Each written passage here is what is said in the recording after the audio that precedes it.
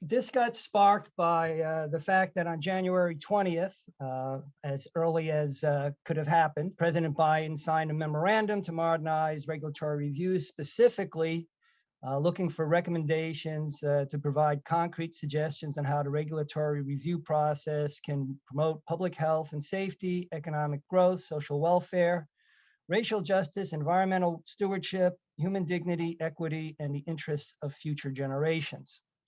Okay, so what we're going to consider, and so this is where we're going to start off laying some basic definitions and concepts before getting deeper into it. We're going to consider holonomics and the nature of decision making, regard for the future and others, and an economics of mind and spirit. For those that are interested, some of the original sources of material that I've been working on come in these papers and out of the course of economics of time and mind. Okay, so holonomics, holo for whole, nomos for management. So it encompasses our whole well-being and not just what we own and the material aspects of experiences, but a wider range. So, things like mental health, relationships, environments, perception of meaningfulness. So when we're talking about well-being, we're talking about everything. And there's the approach that I'm using in this presentation, but there are others. One particular source that I highly recommend is Robinson and Robinson's, that's Simon's book, Holonomics, as well as his whole educational structure that he's working with right now. And maybe toward the end of the presentation, Simon, you could get into that a little bit so people will know. Okay, so nature of decision-making, how we decide and what we choose is based on what we can do, what we shall do, and what we want to do. So in one ways, we can understand this as a coulda, shoulda, woulda thing, right? Normally we say coulda, shoulda, woulda when we're, trying to tell someone, yeah, you didn't do it, don't tell me about it. That's looking backward. But if you're looking forward, this is a very powerful tool to get some clarity on what you're making decisions about. So first, coulda is about what is feasible, and we can refer to that as an exogenous constraint, right? So those are the limitations that are placed on us outside of ourselves as a decision maker. So things like physical law, the material resources we have in the moment, the social structures in the moment, the type of thing we have to deal with and puts limits on what we can do. Okay, then the shoulda part, instead of it being an exogenous constraint, it's an endogenous constraint. So it's not about what's feasible, it's about what is acceptable. So what we shall do are our endogenous constraints, and that includes things like commitments we've made, the disciplines we have, our morality. So it's not that we can't do things. There are a lot of things we can do, but say we shouldn't do it, or no, I've already committed to something.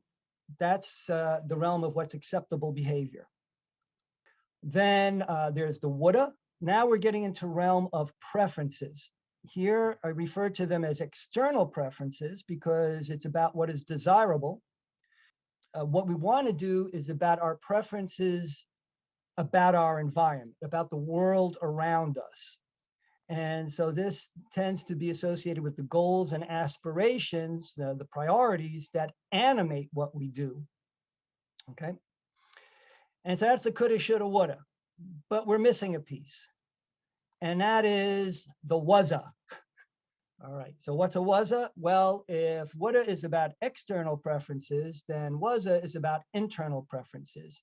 And this is the realm of the inspirable because it's about who we want to be, all right? Not what we have or do, but who we're being. So it's preferences about ourselves. And this can be understood not as our desires and goals and morals, but how we value our desires, goals, morals, and commitments.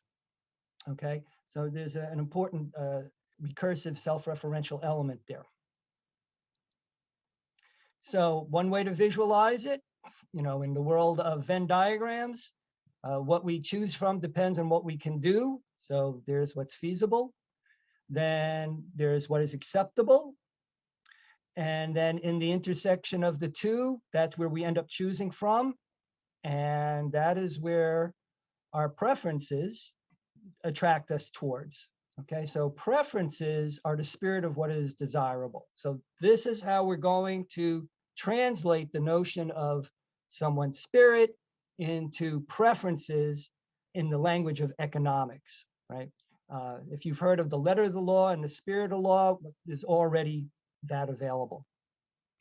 Okay, so one other thing we want to be aware of is what we can call the impossible situation. So the impossible situation is where the intersection of what is feasible and acceptable is the null set. In other words, once you overlay what's acceptable over what's feasible, there's nothing left. And of course, that's a big problem. Why? Because if you're in that situation, you either have to change what is acceptable, because remember, the feasible, you can't change. That you have to deal with. What is acceptable, that you can change. So in that situation, you either have to change what's acceptable. And what does that mean? It means changing your commitments, it change your discipline, change your morals, or you will have no autonomy in the world, right? Because whatever it's going to happen, it has nothing to do with the choice that you're making. So part of planning for the future and maintaining a sense of autonomy is to avoid impossible situations. And another way to summarize it, we can look at it as a table. So here's exogenous and endogenous constraints. So the feasible, the acceptable. Here are the preferences, external, internal, desirable, inspirable. And from the standpoint of disciplines and interdisciplinary approach, the feasible, well, that is the realm of science and technology. How does physical world actually work? And the whole point of technology is to change what is feasible for humans. What is acceptable? That is going to be the realm of politics, religion, morals. You may include some other things, but that gives us a good start. What is desirable? That'll be the realm of art and aesthetics.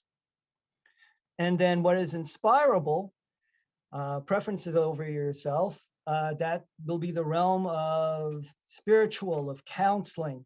So like a lot of, self-help or self-improvement at some point is going to get into the question of who do you want to be? So anytime we're dealing with the question of who do you want to be, that's where we're going. And for those, because I have heard back from some people who don't like the word constraint, for whatever reason, we can also use the word limitation for constraint and motivation for preference. So constraint, preferences, those are typical technical terms that economists use, but if you want to use limitations and motivations, that can communicate the same idea. Now, if we pull this together in a more formal description, if we let B be behavior, R resources, F the feasible alternative set, A the acceptable alternative set, E external preferences, I internal preferences, okay? If preferences are represented by a utility function, then we'd have something like this, maximizing the utility of the behavior given the external preferences. And notice the I and the R indicate that what those external preferences are going to be a function of what your internal preferences are, who you want to be, and your resources available, such that the behavior is within the intersection of what is feasible and acceptable. And again, acceptable is also dependent on internal preferences. And so we got a nice little cute mnemonic, UB, be fair, as a way of summarizing it. So let me get my pointer going here. So this is the first step in taking a lot of these issues about morality or personal development and getting them into function, into a optimization problem. And just as a slight bit more, Lagrange interpretation. So if we had changed this into an optimization problem using a Lagrangian, you might have several constraints here. So what's feasible, what's acceptable, what's desirable. And so the idea then is that these lambdas are going to be an expression of the marginal value of changing these. One way of understanding this is that there can be increased experience of well-being from having, quote unquote, superior morals and tastes, all right, or from being a better person. Now, I am not saying what is superior or better is objective. This is clearly subjective.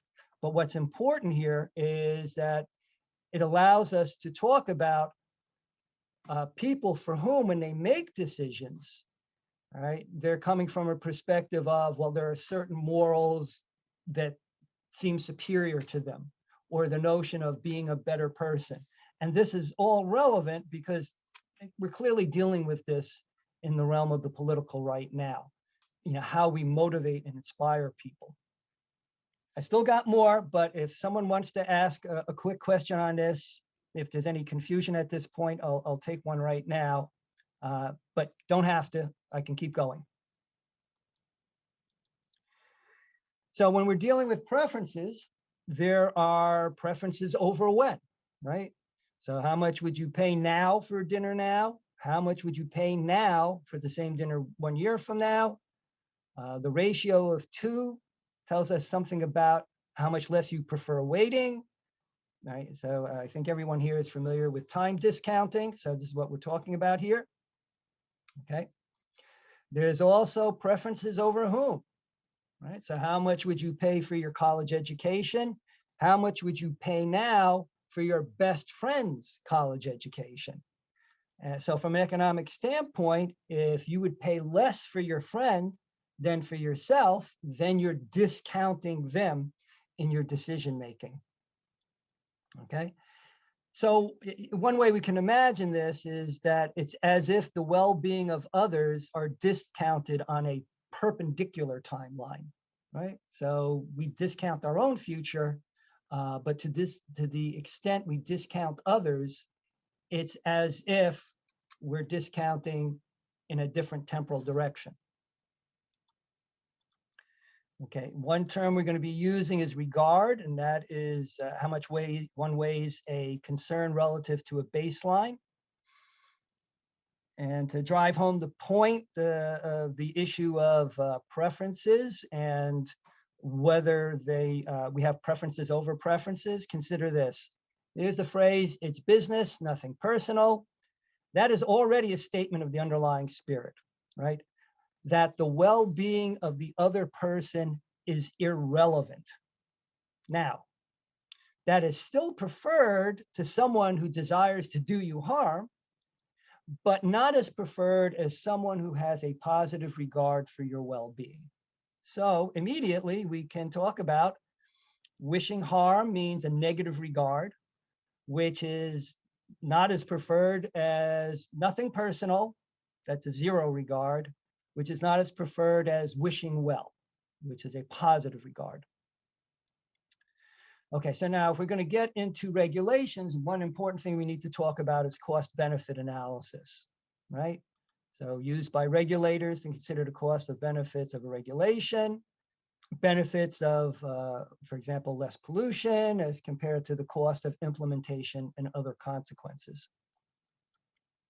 Present value, kind of a standard formula right there. Let's visualize what this means. So at the bottom there, we have different discount rates. In the graph, we see how quickly the discount weighting falls. The red curve represents the 25% discount. And notice that can also be associated with the notion of 3 years being half as important. So there is this kind of a half-life quality to it.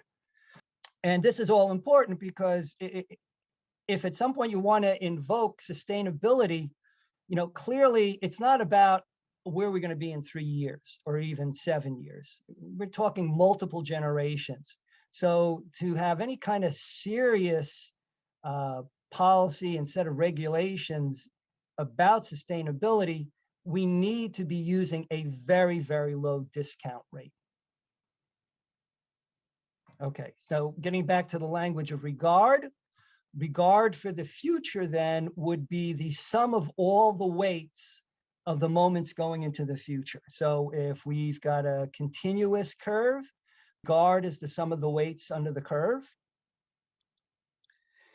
The top line, which was horizontal, that is associated with a discount rate of 0. So in that case, that is an example of infinite regard. Quite literally, it's infinite because the weight is 1 going off to infinity. On the other hand, in the most extreme case, if regard is 0, that is saying there is a complete discounting of anything outside of the current moment. It's just a momentary existence. And now we can also talk about regard for others based on how much weight we put on other people. Okay, so the larger the regard, the greater the spirit. So again, we're trying to tie in the notion of, what is it to be a great spirit or have a great spirit? And we're putting it in terms of regard for the future, regard for others, particularly a regard for others. To have that regard requires, psychological energy, bandwidth of mind to be able to hold, to process. And it takes resources to grow our spirit, okay? I'm not necessarily talking about, going to, some kind of spiritual healer or anything like that, but anything, including our education when we're young, if you're talking about civic education, if you're talking about courses in ethics, let me just go back there for a moment. If we're talking about expanding our regard for others, which again comes down to taking into account the well-being of others or well-being of the future in our decision-making, that takes resources. Now let's rethink present value a little bit, okay? 1, how much to preserve of the past? Typically present value is about what's gonna happen in the future. What about preserving the past? How much to enjoy in the present? And then how much to prepare for the future. So if we take that graph where we looked at the different discount rates as graphs of those different colors, well, we can imagine, okay, here's weights going into the future, and here's weights going into the past. And this represents how important, how much we weight what has occurred in the past that we want to bring with us. Okay, so what does that mean? Well, from a institutional focus, this kind of discounting can be applied in the following way.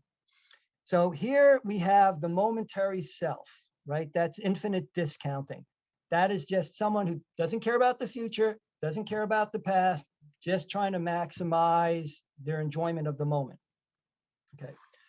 On the other extreme is a governing entity. And the governing entity, because of its nature, is what is going to have regard for all the entities that are involved. Well, in order for that to occur, essentially they'll need a 0 discount, right? Because they're going to need to be able to look further into the future than any of the individual firms or businesses or individual people. So governing, we expect to have that discounting close to 0. In the traditional positive time preference, for-profit entities, well, first of all, venture capitalists typically have very, very high discount rates. A growing for-profit might not have as high a discount rate, but we expect them to have a greater discount rate than a steady state for-profit, right? If you're a growing for-profit, you're looking for much more return than just what you need to continue as you are. So this is very consistent with profit and a positive time preference. Now, we were talking about the past. So where does this come into play? Well, one type of entity might be a steady state nonprofit, which we could talk about as a tradition education, all right?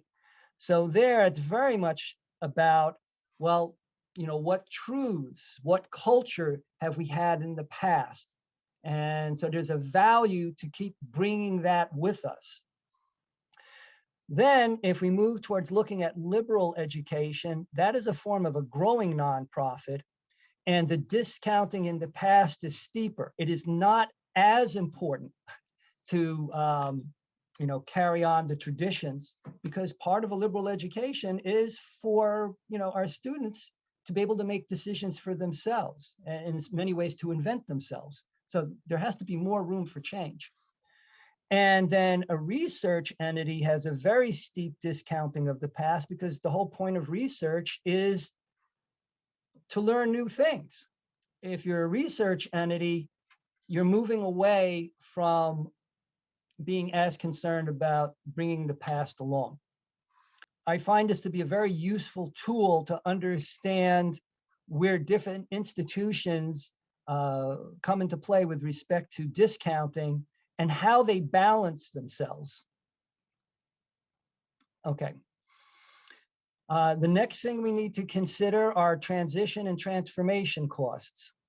All right, so these are the more holistic costs to change that we want to consider. So transition costs, these are the costs of modifying behavior, what we do. So it's not the cost of the behavior, it's the cost of modifying our behavior. So going from what we're doing now to what we're going to do in the future. And then there are transformation costs. That's the cost associated with changing who we are. So if in some sense we have to change who we are in order to get to different behaviors. So for example, we need to look at the future in a more respectful way, or look at others in a more respectful way with greater regard. That is changing who we are as a decision maker. Which then brings us to an economics of mind and spirit. So these are the costs associated with behavioral economics, with the recognition that changing laws and regulations do not lead to immediate changes in behavior and attitude, right? Because they have to be filtered and they have to be accepted. And if people have a finite amount of psychological energy, in other words, scarce resource, that energy must be allocated between processing the impressions, in other words, the information coming in, how we're perceiving the world, and activating expression, putting energy out into the world to actually manifest the behavior that we want to occur. Associated with this then is a concept of an exclusionary zone. What is that? When the costs to change are large, only large changes will be optimal. Otherwise, it's better not to change at all. So this is just the recognition that when there's a cost to make a change in your life, like for example, moving, if those costs are very large, that's a disincentive to moving. And it's one of the reasons why certainly people and families that have been in a community a long time are very loath to make changes, even if the local economy is collapsing. I can send this image to you if you're interested. This is just a summary of looking at who we are as an internal environment and how it relates to the external environment, and then considering the interface between the two. That interface, that could be our body, it could be our brain, and this is our mind. There's a few ways of going. But the key thing here is external or internal. So internal environment of one person includes the internal environment of others. So there's a deep interconnection that we're dealing with. So implication, our choices affect not only the material world outside, but also influence who we are inside. Okay. An economic translation of investing in morality and spirit.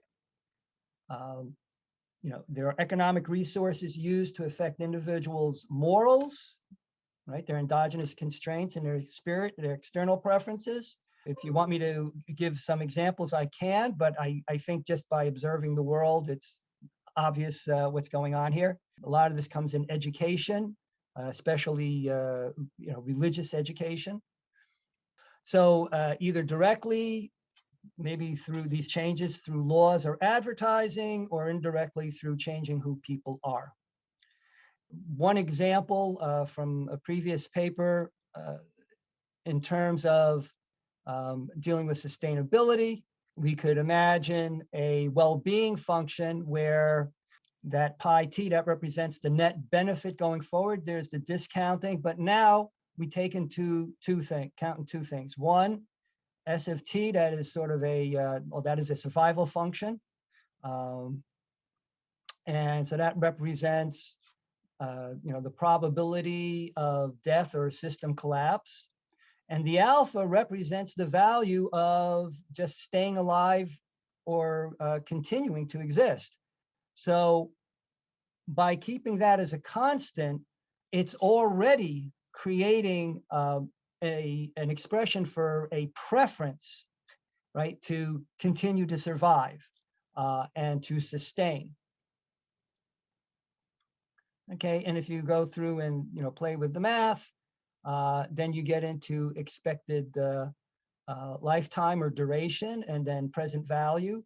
And so this is one of the ways that if we're going to talk about modernizing regulation, this may be a piece that we have to start adding into it, specifically saying what is the value of, having our country, our communities, our world, the culture that we have, be around for 100 years as compared to just the discounted weight of profits. Okay. And if we go further and we talk about investing in sustainability, then one way we might show that in a mathematical way is taking that previous formula, and then this lambda representing a hazard rate, how quickly do we risk dying off or failing. And so the investment can affect the lambda, it can affect the net benefit. Okay, and in a very, very simple model, you might get something that looks like this. So what is optimal then depends on the investments we put into sustainability. This is not necessarily new, but it's one way of representing it. The piece I'd like to add is the investing in regard. So it's not just about infrastructure or other tangible elements, but actually attitudes toward sustainability. In the model in the paper, it ended up with a simple version where the discount rate had to deal with the rate of uncertainty going into the future, plus this number n, which represents the size of regard in terms of a number of years or number of lifetimes. And when you put that in, now what we see is that there is this balancing act going on between investing in the infrastructures and the tangible elements of the system, and educating and supporting people's willingness to maintain the commitments and attitudes, right, that will end up, fulfilling these plans.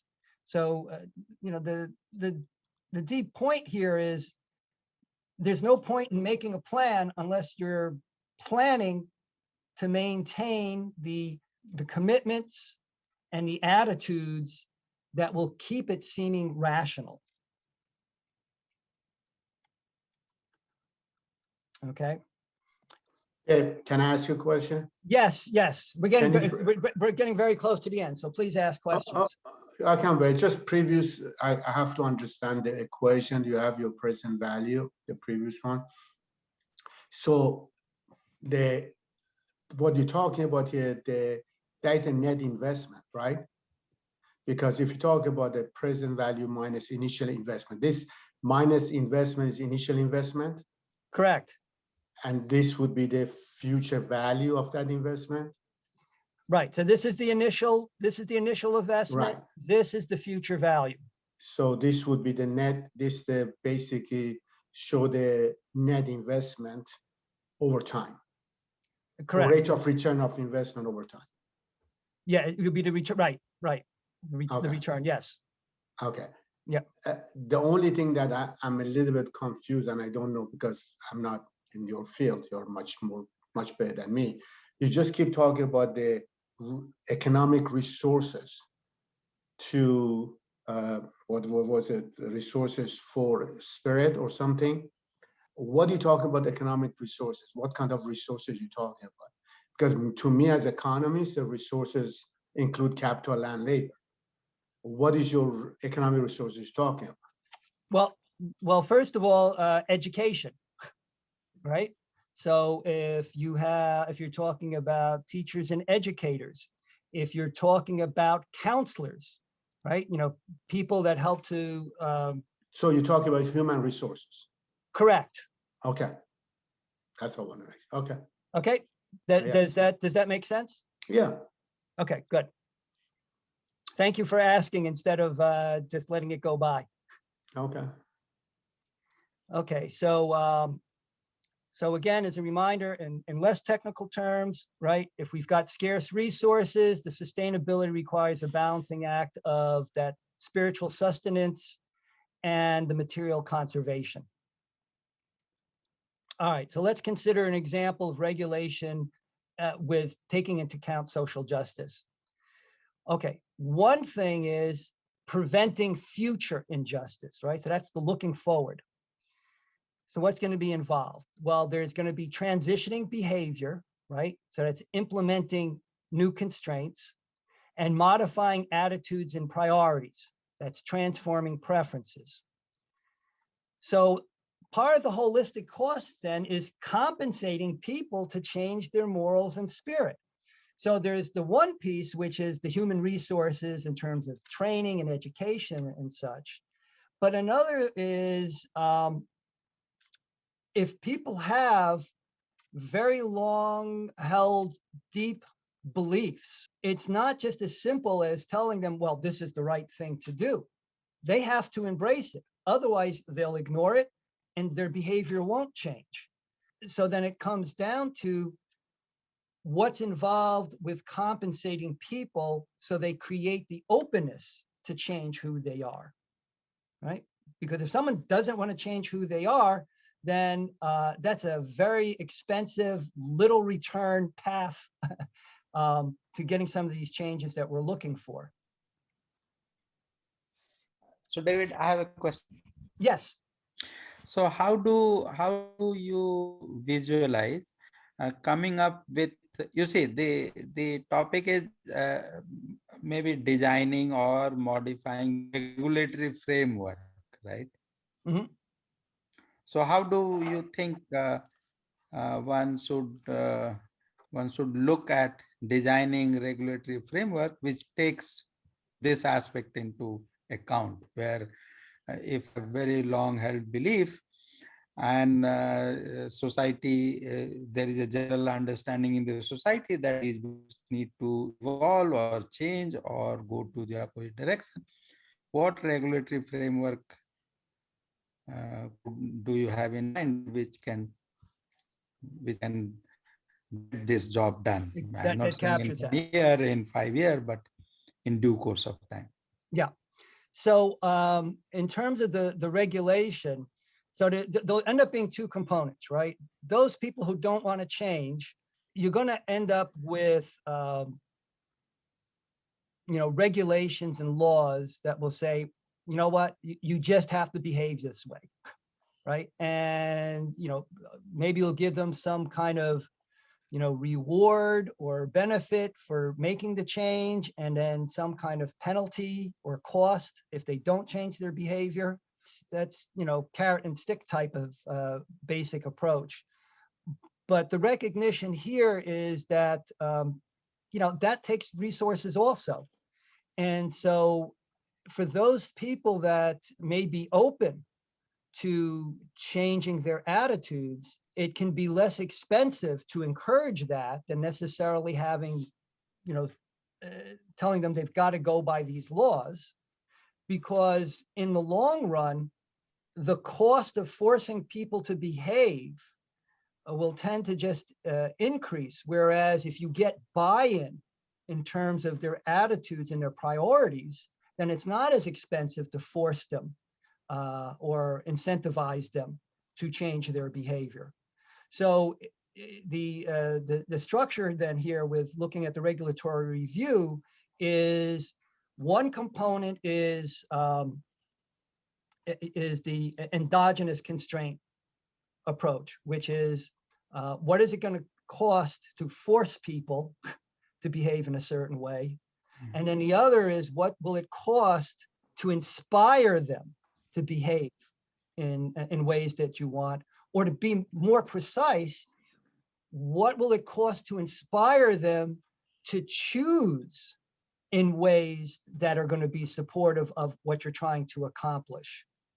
And that's important because when you start on a path of a regulation or trying to change things, we don't know exactly everything we're going to deal with in the future, right? There's going to be all sorts of exigencies. And what you really want are people in the future that are bought into, the priorities, right? So that when they make decisions then and they've got to deal with things, it's still consistent with the priorities as compared to, oh no, we got to stick with the behavior we started with, which may over time start being suboptimal. And so the idea here is in terms of these regulations, it's generating the decision makers that will continue to make decisions consistent with the ultimate priority as compared to just sticking with, you got to do this behavior. Dave, wait here, one second here. And I have a question for Simon as well as you. Preventing future injustice. How do you know there will be future injustice that you want to prevent? I don't know there would be just injustice in the future. And the other thing that I have a question that we're talking about is that who make that decision to change my behavior according to your regulation? How do I know your regulation is optimal? How do I know your regulation is that what I want? Because we're talking here about preferences, and preferences of people have different preferences. Somebody likes to fly jets and cause pollution, and the other person said, no, I'm not going to do, I'm riding my bicycle because I don't want to do that. But what the whole topic of this topic to me is, it's just some kind of the, I don't know how to say it, is a dream of, I'm going to tell you what is good for you, and I'm going to tell you this is what you should do in order to reach my goal, not your goal. So I have a question for both of you. Is that a very first question, how do you know is a future injustice that you want to prevent? Maybe there's no injustice in future. And who make that decision that regulation is good for everybody? Yes, I believe in the global warming, but not as much as you do.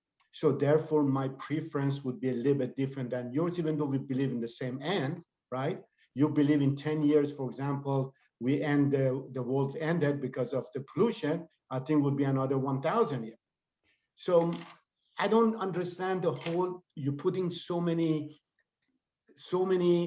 words in equation that doesn't make any sense to me, because I'm not a behavioral economist, but I'm a real economist.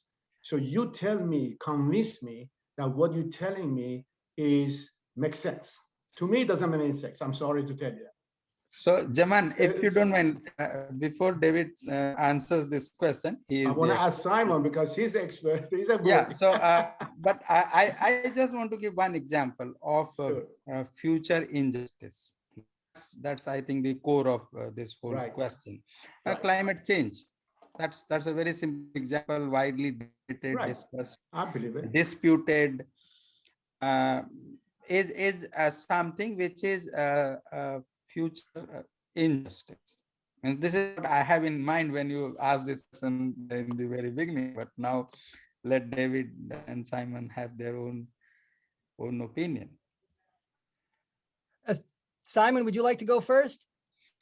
Yeah, absolutely. Thank you very much for this presentation. I absolutely loved it, and I've made plenty of notes, but I'll try and make just a couple of opening comments to make sure that this is a dialogue. I love this fact that you started with the word meaningfulness. This is absolutely a fundamental part of our holonomics approach, which is very, very compatible with this particular type of qualitative modeling that you're doing at this economic level. Is absolutely excellent. Just to help begin to answer the question, one piece of work that myself and Maria did last year we were supervisors to a postdoctoral student at the University of Wisconsin. And his research question was looking at how can you apply the holonomics approach at the level of small and medium-sized US municipalities. And I think this is a particular interesting level at which to apply David's research, because a lot of questions around how do you instigate behavioral change? Well, for me, it's really interesting to look at the level of the municipality, and especially a small municipality, because there you can start to look at co-created solutions. You can start to look at how do you really instigate meaningful dialogue with communities. So our particular student, Bo Dedeker, he started to look at how do you really develop sustainable management and sustainable strategies at the level of a small, medium-sized municipality. So there's that piece there. And then the other, I've made lots of notes. The other slide that particularly caught my attention was discounting as institutional focus. I thought this was really interesting because David presented many different stakeholders. And another part of our holonomics approach that, again, I think is highly, highly compatible with, and it complements what we've been hearing today, is that we very much work with lived experience. And a big problem today is that, yes, you have, and I'm not talking about the economic models presented here, I'm talking about traditionally presented economic models. They often do go into behavioral economics, but it's often stops at, say, cognitive psychology or behavioral psychology. We very much work with a technical term called lived experience. And I love David's comment, it takes resources to grow our spirit. How do you do that communally? Well, it takes a lot of resources to help people really develop empathy and really understand the lived experience of others. And again, you've got some very interesting and diverse stakeholders there. And then finally, to answer the question about futuring justice, I didn't introduce myself properly. I'm based in Brazil. My wife, Maria, is Brazilian. So our holonomics approach, it's very much a mixture of Western economic thought, Eastern spirituality, and Latin American soul. And we're very much focused on looking at, say, problems with diversity, social inclusion, and equality. And we're also helping look at how do you really improve that in the area of technology and deep technology, because at this moment in time, there's a huge amount of injustice with many, many people excluded from this particular area, especially in ethnic minority groups. And what we're doing, one of our particular projects looks at how can you really find deeply talented people from non-traditional backgrounds. And by non-traditional, I'm saying, the non-traditional educational backgrounds. So we have programs where very major organizations are supporting one of our programs, which takes people from favelas, some of the most disadvantaged communities in Rio de Janeiro, and we're empowering them and teaching them IT skills and mentoring them spiritually as well as from a more technical educational background to really give them more of a voice. And this is why I really liked David's part on, look, you've got to look at the internal environments of the other. How do you really enter into the lived experience of those people who are currently excluded from many economic opportunities? And how do you really work with that? And so we're really bringing the private sector, not-for-profit sectors and government sectors together to really try and work at the lived experience level. And that's why I really like some of the mathematics that are presented here, because it's non-traditional mathematics. It's really going into some quite deeply profound insights to really show how this can be done. And I think that's really my final answer, to answer the question about, well, what happens if people start to impose this? I think you have the government and countrywide level, you have the individual level, and then I think you have to be quite intelligent about what you do at the municipality level and the community level as well. And that's like the holonomic aspect, where it's not a mechanistic or holistic definition of systems thinking, where you just take more factors into account. It's much more deeper than that. And that's what we saw presented today, as well as our holonomics approach. Hopefully there's some food for there, to help generate a bit of dialogue as we close the conversation. But again, thank you very much for this presentation. Really, really interesting. You're welcome. Thank you for that.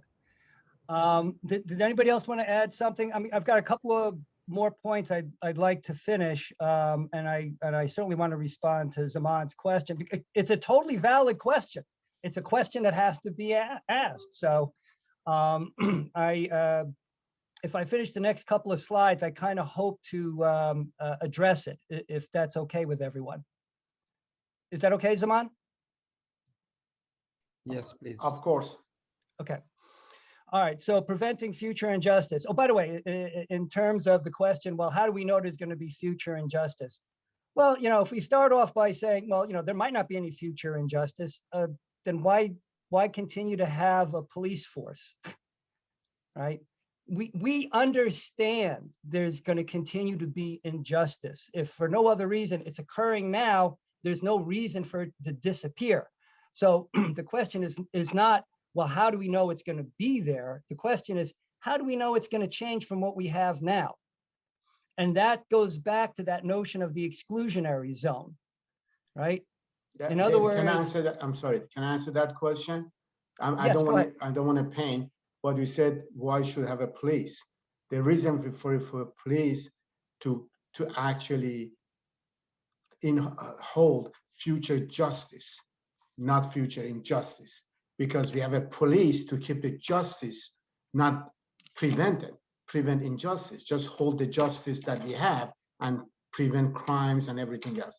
I'm not going to say anything else because it is a long discussion. We have a short time, so I'll let you continue, finish, and then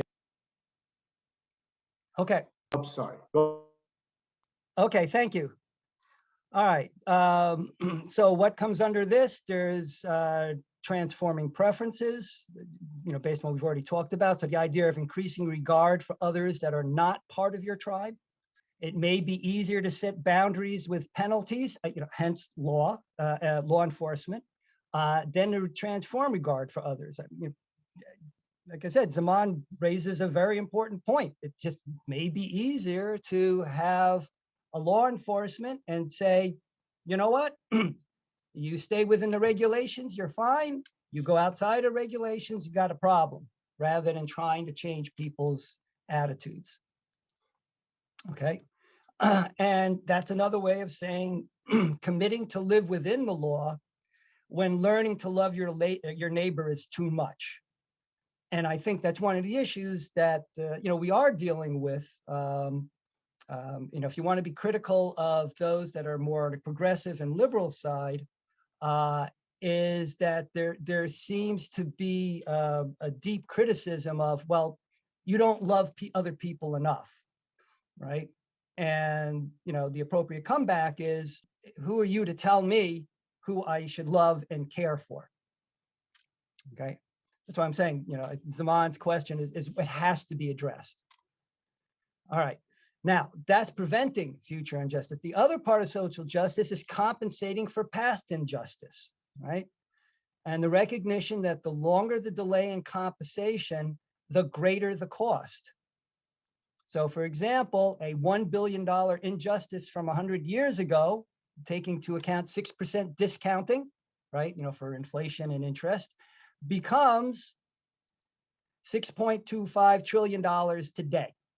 If we're going to deal with regulations and laws that are going to incorporate dealing with social justice issues, it is useful to keep in mind that part of what we're saying is we need to start dealing with things now, not waiting another 10 or 20 or 30 years, because the price tag, the cost of the injustice is just going to get larger and larger. Okay.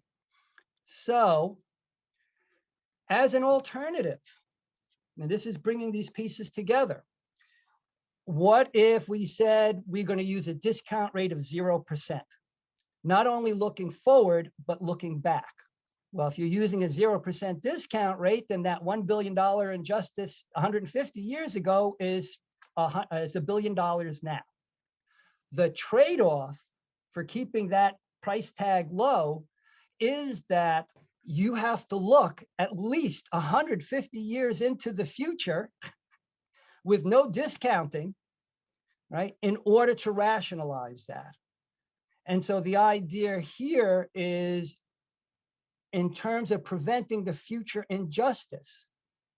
In other words, maybe there's a buy-in to accepting a much smaller compensation for previous past injustices, as long as the decision-making going forward is based in the kind of widespread regard and making decisions from that perspective of, okay, you know what, we're going to take this into account for 150 years.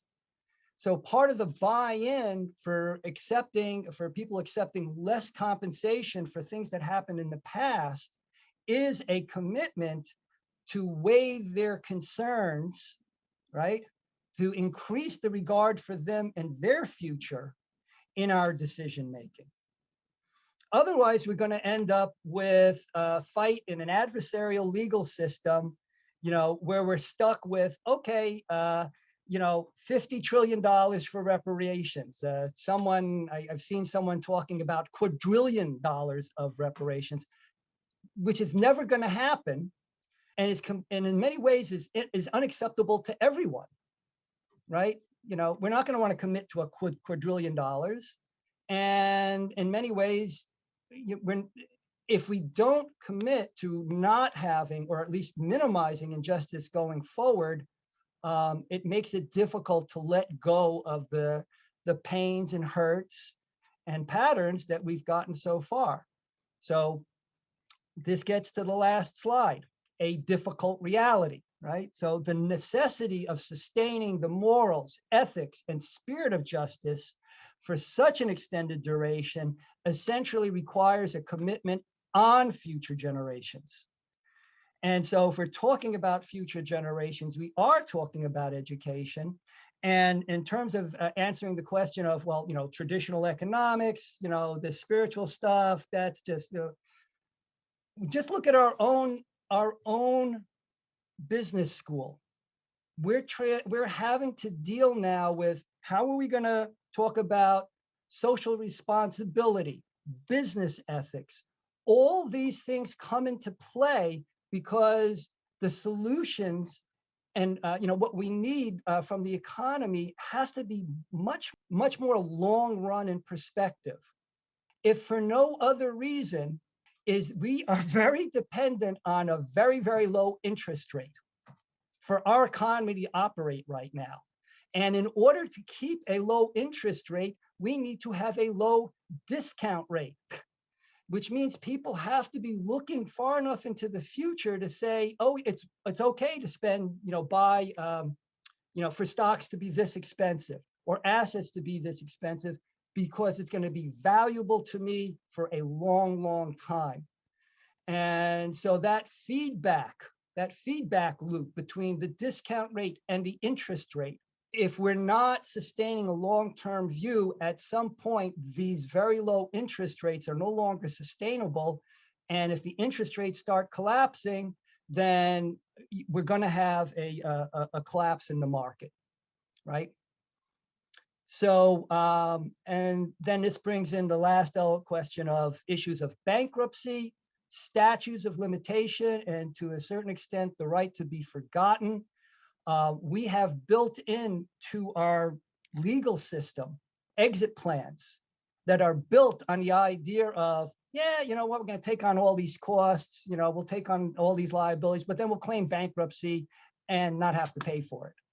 So, the issues of business ethics and such really does raise questions of when do we allow bankruptcy, especially with, let's say, a corporation that doesn't necessarily have to die. Maybe we need to require them to be around long enough to compensate the losses and costs. It's not like they have to die. Bankruptcy makes a little bit more sense when you're talking about humans that, when they die, what are you going to do, with their assets and their liabilities? Okay, so that was the last thought